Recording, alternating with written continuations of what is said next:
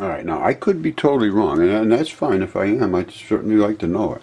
But what I'm looking at, the research I've done tells me that this 5G runs in the range of 5 gigahertz to 15 gigahertz.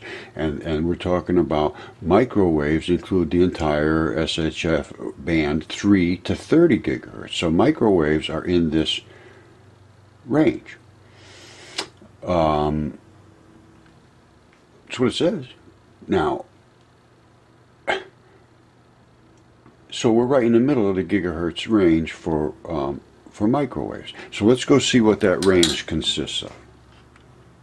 Roger, Mudfossil University, looking into 5G and finding some disturbing questions. Now, this is from microwave101.com. Now, they come down here and they explain that the 5G is in the current technology brings us up to like 2.7 gigahertz and so forth. But they're going up to 5 gigahertz, but then they're talking about extending all the way up to 60 gigahertz. Now, at current, I heard, and I don't know if this is true or not, nothing I'm saying I know if it's true or not, but I'm going to show you the facts that I can present. They seem to be pretty damn true. Now, I would love to hear somebody's rebuttal. Now, 5 to 15 gigahertz. Let's say that was where they're looking to get into, in that range, to send signals. Well, what does that range do? That range is absorbed by moisture. So they have a hard time getting it through the air. So they have to enhance it and to excite it a little more than they normally would. Now, these are microwaves. So let's talk about that in a little more depth. But I want to show you something about why I have the authority to talk on this, first of all. All right, I'm not going to show you this to brag, but we did accelerated light, and I fully understand the properties of light now, and I'd like to have that looked into. This is a light wave. It excites the ether around it and polarizes it. It has to be done in a certain level of darkness. Pulse red laser. That same disc is being sucked through a venturi. That is a restriction, and it forces that disc to compress. The little particles that were within it get into each other's regions and fight each other and create total chaos and create a reverse EMF field, which just goes way out to here. The spray of particles on the other side are accelerated light. Light can easily be accelerated. And as they step down, they begin to form into their own little light particle trails that will come back out similar to this. As they step down, you can see the polarization of the field surrounding them. This is coming out of the venturi. This light is called Cherenkov radiation, which is a high energy white light. These little tiny particle trails that are headed by these fields are what they're referring to as charged carrier particles, which are now called bosons. The head is a charge field, which is these little dots all the way around are charged particles, which are charged and put into this pattern surrounding the tiny little boson particle, which is a charged particle moving through the air like electricity through a wire, which creates these patterns around it identical to electricity. This is highly accelerated light starting to slow down, and it will reform into its own patterns, and it is doing that now. This particular one is extremely excited, higher than the rest. These particular colors are the colors they call leptons. There's only 3 or 4 primary colors, and that is the arrangement of them right there that you see.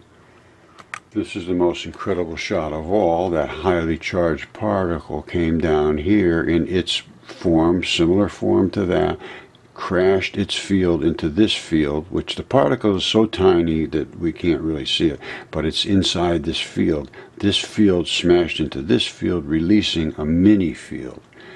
This needs to be examined because these are light particles. That is a particle of a light particle. All right, so that is why I say that I can speak about atomic and energy interactions, lights, fields, electricity. I have a theory on here that counts for unity. It's complete no problem whatsoever. It removes all neutrons. There is no neutrons. And it's obvious that neutrons would fall off of protons if they were neutral. They're electrons that have swarmed the protons until they become neutral in the core, and then they push incoming electrons into orbitals until they cascade off into no attraction whatsoever. That is the atomic model that's true. Alright, these are the radiations that come towards the Earth. It allows radio waves in, which are the long, slow waves that really don't have much of an impact. This particular range appears to have some reason not to be allowed into the Earth, and I believe it's got something to do with the shaking of water, which life depends on. And obviously at some point in here in the microwave spectrum, it shakes water so violently that they heat and cook and so forth. And the molecules are shaken into each other's regions, which I don't think is a good thing for life, which obviously it isn't, because you don't last long inside that microwave oven. Now, we're falling right in here. 10 to the 9th is right in this range, which is microwave.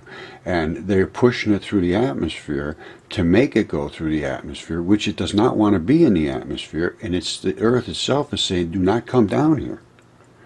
So I don't think it's a good idea. That's my point of view. I could be totally wrong. But if the Earth says no, I would say no. The Earth says yes to the light we can see. And the Earth says no to this stuff we know it hurts us.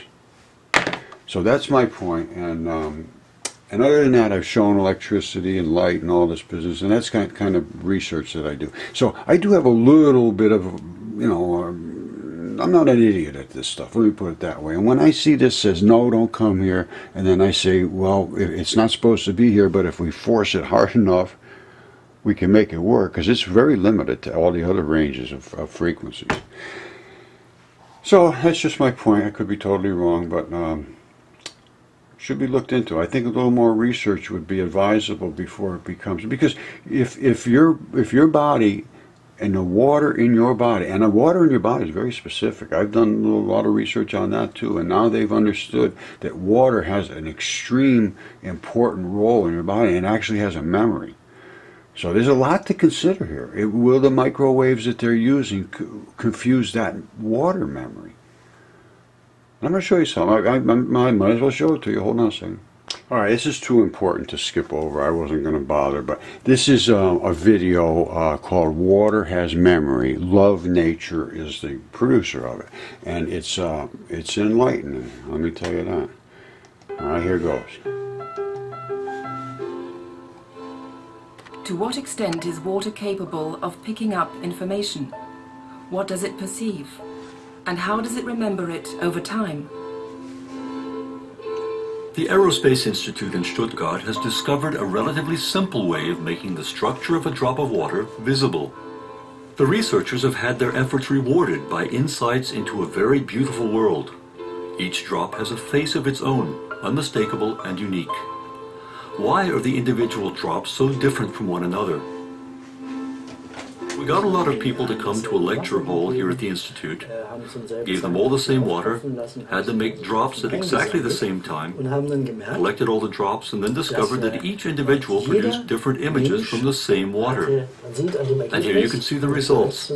Here on the right you can see that the images of the individual students are different, but those made by a given student are all quite similar. This is the work of the first experimenter, this one here from the second, this from the third, and this from the fourth. Individually they can quite easily be reproduced, but you would never have thought that they were all from the same water, because when... I'm going to stop it right here, because this is a critically important part, because this is water. This is water, and this water has responded to that person. All right, they're finding this in the research. I didn't make this up.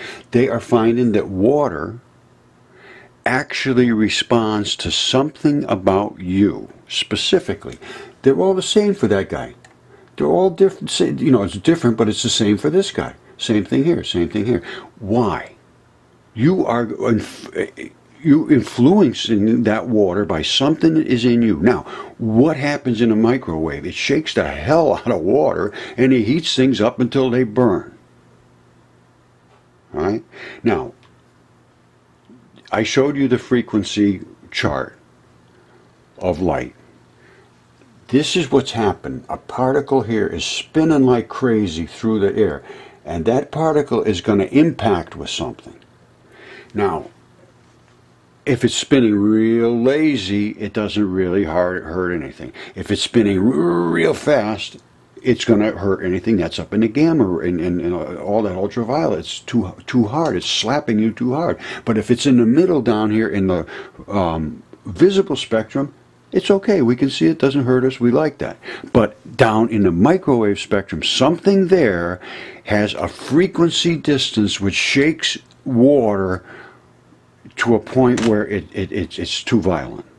Now, if that is the case, then I'm not sure this is a very good idea. And especially when they're pumping it up down here on Earth where it's not supposed to be. So that's my point.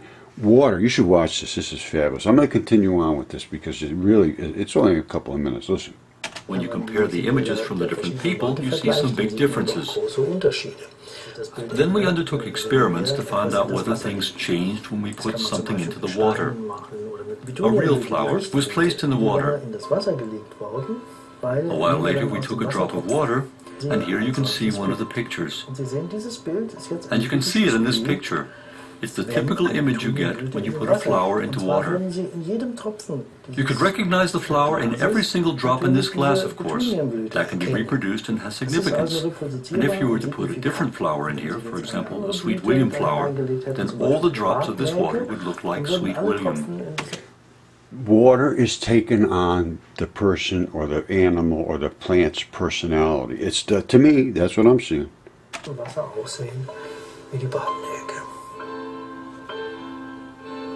The statement that water has a memory practically changes our whole way of looking at the world, of course.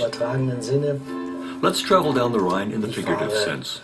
The water is flowing down the Rhine, picking up information everywhere it goes. So the water has more information at the mouth of the Rhine than it had at the source. And the Dutch, living at the mouth, when they drink that water, they're also drinking all that information. Thus, the world's oceans would no longer be something that separates us, but instead a giant storehouse of information, and the rain would perhaps be a data medium carrying information to the world. There is so much we don't understand, and water is the key to our lives. And this particular frequency has something to do with water that we know it's violent in a microwave oven, I can tell you that. So that's just my input.